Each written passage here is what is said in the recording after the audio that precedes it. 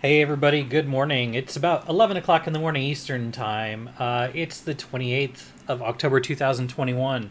It's been a while since I've done an analysis on Bitcoin, and I'd like to do that. I'm using a new machine here. I've had some computer problems, so if you'd leave a comment in the chat, just to let me know that you can hear me okay and that everything looks all right. But we'll go ahead and get started here. I want to take a look at Bitcoin. It's been a while since I've done this before. We get into a major cycle completion. What I want to do is I want to look and see where things are potentially going to be going. Before I get into any of this, of course, as you all know, this is not financial advice. I'm not your financial advisor. You're responsible for your own trades, managing your own risk, doing your own research. I'm just giving my opinion on the market here. So let's go ahead and take a look at, we'll take a look at the wide picture here. A lot of people are asking me, like, has my bias changed? Do I still think that we're going to be going up to 73, 75K? I'm going to talk about that. I also want to talk about why I posted the trade that I did on our trading room yesterday. A couple reasons why I decided to take a trade over there. So looking at the daily here, of course, I've got a lot that's going on over here to the left. You can see that we've spent a lot of time. I'm on the daily time frame, so it's probably going to look really cluttered. But generally, we've been keeping an eye on this for quite some time, right? We know that we had a completion here, kind of a little bit of an ending diagonal, and then we had a correction. And this correction, in my opinion, is done for now, which means that significant downside is kind of off the table for the time being. Now we've got this move up, right? So what I've got here, I'm looking at this as a leading diagonal. Okay, I'm looking at this as a leading diagonal, which means you've got waves of 3 all the way there. So from down here, I'm going to go to a 6 hour. I want to take a look at that move up because I think it's important to understand where things, kind of come together, at least from a leading diagonal standpoint. So from here, we've got an A, B, C into a 1. We can all agree that everybody wanted this to be a 1, 2, 1, 2. That didn't happen, right? But this was an ABC pattern back here, starting around the 22nd of July all the way through the 24th of July. That is a nice clean ABC. That doesn't look like a 5-wave impulse. It looks like a zigzag. It looks like we've got 3 waves up, we've got a pullback into the B, and then we've got another 3 waves up, right? Again, not a clean impulse into that, right? If you really tried, you could pull 5 waves out of this one, but it's very hard to pull 5 waves out of this guy. And one way or another, this low over here, it violated this low right here, but it did not violate this one back here. So that's why I believe this was an ABC into wave 1. Then we have a correction. And then from here, we've got a nice A, B, C into the 3. And then we have a little correction in the 4. Then an A, B, C into wave 5, which is, again, in my opinion, the completion of that first wave. I still have a question mark there. There's some other scenarios that are out there, but my bias is still bullish. Then we had a correction, right? We had a correction, and I was talking about buying right here. It was about 41,000. I put an alert out on the server. I was like, we need to be buying here. Why do we need to be buying here? Well, it looked like the correction was finishing, and then it looked like we had a 1, A, B, C into the 2. And that's exactly what happened, all right? So again, this being the 1, 2, down here at 41,000, right? We're going to then be looking for a move up to a wave 3. So let's just go ahead and pull this back. And just for the record, this fib pull that I've got right here, just to talk about this for a minute, I've got 3 pivot points I'm using for this. I'm using this pivot point down here, I'm using this pivot point up here, and then I'm using this pivot point down here. That's where these pivots are pulling from. So that's where I'm using that. That's where I'm using that at. So that's important because if this is a larger 1, 2, aka a leading diagonal into a 1, and then a pullback into a 2, we should be able to recognize where upside targets will be.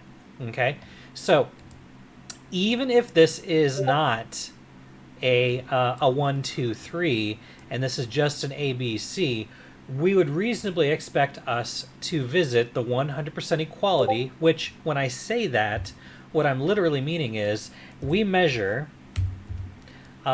this first wave from down here to up here, right? Measuring that. That's the length that we're measuring.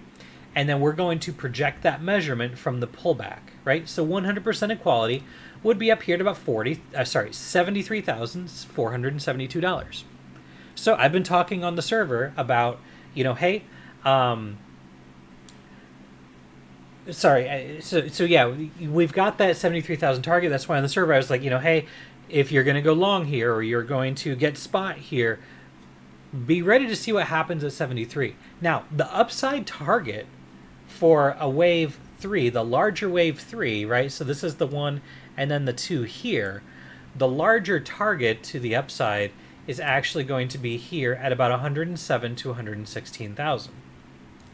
So that would mean that this 3 is really here, the 4 is right here, and we've put in the 5. If that's the case, so somebody on the server, actually on the chat here said, there's a bias, we could go to 54, and I can totally see that as a possibility, right? I can see that as a possibility. Of course, I would want to see this level right here hold, which is at about 53,000. That's the top of wave 1. I'd like to see that reasonably hold, but it doesn't necessarily have to come down here. But if this is the 5th wave and we're correcting this, then basically what I'm expecting that we would then see is from here, potentially a little bit higher, but then we go lower down to this area, which would be that 55,000 target before we start to move up, and again in a more significant way. Again, we've got that target up there that is, it's pretty high. It's pretty high. But my bias right now is that we're going to see a move up to about 73,000. That's going to be that move to start, move up to potentially 100 to 116,000. Why did I say to buy yesterday? So why did I say to buy yesterday? I want to talk about that here for a moment, just so that you all kind of understand how my mind thinks. Okay, first off, let's just go with the obvious. We had the 1 hour, the 3 hour in oversold, and we had the 12 hour, which was getting there. It was still pretty low. It was pretty low. Honestly, you could have bought back here, and you still would be in a slightly profitable position. But right here, you've got that 12 hour was still heading down. So that's why I wouldn't have taken that particular trade with a whole lot of force. But now that this 12 hour is down and just kind of moving sideways, right? I was saying that was a good place to be buying. And so that was, in this general area where I was talking about buying. And of course, we see what had happened. We have that signal, the buy on the waves. But here's one more thing that I want to make sure that you guys pay attention to, because you don't have to have the waves indicator to see this. And that is, we have a dominant pivot high right here. We have a dominant pivot low right here. Okay? And that's this low right here that I'm talking about. I'm not talking about the low that we just had. I'm talking about this low right here, this high right here. We had a pullback to the 50, which means more than likely we're going to find ourselves close to the negative 236 extension, which was at 57,875. We didn't quite get there, but we had the buy signal down here. We had that extended move to the downside. And again, what it looked like a finishing move. What we ended up having is, let me just go ahead and mark this out from right here. We had a nice little 1, 2, 3, 4, 5 to finish that move. In hindsight, what this looked like a falling wedge. It looked like a bullish formation, but in fact it was a leading diagonal to the downside. Okay, so that's what ended up happening there. We have that completion, and just for the record, from up here on the top, we had very similar. We had a nice little 1, 2. You could put the 3, 4, 5 right there, and then we have the ABC. So from, well, actually, I take that back. Let me put this out here, and then the 4 would technically be there, and then our 3 would be here, which means we have the potential for that 1, 2, 3, 4, 5. into the 3, and then we got the 4, and then the 5. You could count this as kind of an expanded flat where you have the A, B, C. One way or another, we went down and we had a little bit of a move up, and it looked impulsive. You know, it was up, small correction, up, small correction, up, small correction, up, and then we had, you know, what looked like an ABC. So this looked good, but that 3 hour was still heading down. You know, we were talking about this looking bullish, but again, in hindsight, that was leading diagonal to the downside. We had the move up, and then we had the sell-off, and then another sell-off. And down here, we had all of the waves in an area that is pretty reasonable for a move to the upside. So what I'm kind of expecting to happen here, now that we've got this potentially finished, I'm saying this might be the completion of the 4. You know, wave 2 didn't take that long. Wave 4 hasn't taken that long. So I guess what I'm saying is that it is possible we've got another move to the upside. And if we do get that move to the upside, let me just go ahead and measure this real quick from the downside to the upside target. Let me get the 236 and the 382 on here. 236, 382. All right, so obviously we pulled to the 236. We went below the 236. That move to the upside is, again, right up there at 75,000, right? 73 to 75,000, that's where everything is pointing to right now. Would I be taking profit at 73 to 75? I absolutely would. I would absolutely be taking profit at 73 to 75,000. That's where I think we're going to go. So that's my opinion on Bitcoin. I'm not going to talk about any alts right now. We talked about that on our Discord server, so I'm just going to kind of let that go. I wanted to talk about Bitcoin because I think that Bitcoin is probably going to take over as far as dominance is concerned. So I think Bitcoin dominance is going to eke its way back up to near 50. Let me go to a daily, not on the hourly here. So we watch this, you know, we're looking to see, you know, what happened back in 2017 when we had alt season. You know, this is the alt season that we want, but look at what we've gotten. We've gotten a decent move up in alts, and this goes all the way back to April through May, right? So we've had a significant, you know, move for altcoins. Now, do I think that Bitcoin dominance will go below 35? You know, back in 2017, you know, we went down here to about 35. I think Bitcoin dominance will go down below 35 this time around. But also keeping in mind that the valuation of Bitcoin is very, very high right now, right? Bitcoin's worth 65,000. So Bitcoin itself has already gone on a significant run. But what I would expect to see, and you know, I don't want to put a whole lot of weight on Fibonacci on this, but I would expect to see Bitcoin dominance to go to at least 50, probably 54, and from there, I think we're going to see that move down below 30, and that's going to be the alt season that we're waiting for. Now, what does that mean?